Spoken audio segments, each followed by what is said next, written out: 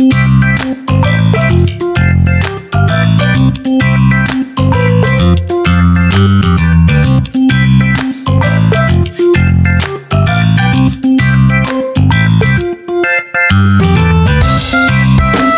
to my channel Camp Boss Dar. Please like and share ang dahon ng sambung. Sambung, Lumea balsamifera, ay isa sa mga halamang gamot na kinikilala sa Pilipinas.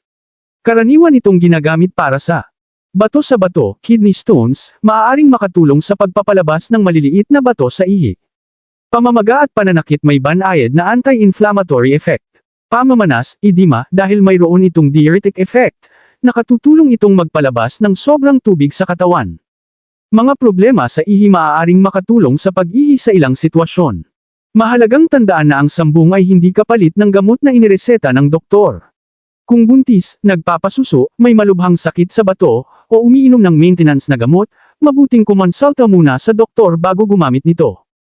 Kung gusto mo, maaari ko ring ipaliwanag kung paano ito iniinom bilang tsaa o kung ano ang tamang paghahanda nito. Narito ang ilang karagdagang kaalaman tungkol sa sambung. Katutubong halamang gamot sa Pilipinas at iba pang bansa sa Timog Silangang Asya. Ang mga dahon nito ay may mabangong amoy at karaniwang ginagamit bilang tsaa o pinakuloang inumin. Kilala ang sambung bilang diuretic, na tumutulong sa pagpaparami ng pag-ihi. Dahil dito, ginagamit ito bilang pantulong sa paglabas ng maliliit na bato sa bato, kidney stones, at sa ilang kondisyon ng urinary tract. Ginagamit din ito ng ilan bilang pantulong sa pamamaga, pananakit ng kasukasuan, at ubo, bagamat hindi lahat ng gamit na ito ay may sapat na matibay na ebidensyang siyentipiko. Ang sambung ay isa sa mga halamang gamot na kinikilala ng bilang maaaring gamitin para sa ilang partikular na kondisyon kapag ginamit ng tama. Kahit natural ang sambung, hindi ito kapalit ng payo o gamot ng doktor.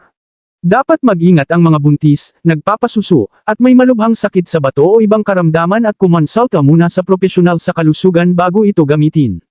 Nito kung gusto mo, maaari rin kitang bigyan ng impormasyon tungkol sa dahon ng sambung at sanay na ibigan nyo ang video tungkol sa halaman gamot at ang benepisyo nito sa mga sakit. Please like, share my video, hit notification bell for my new video update. Thank you.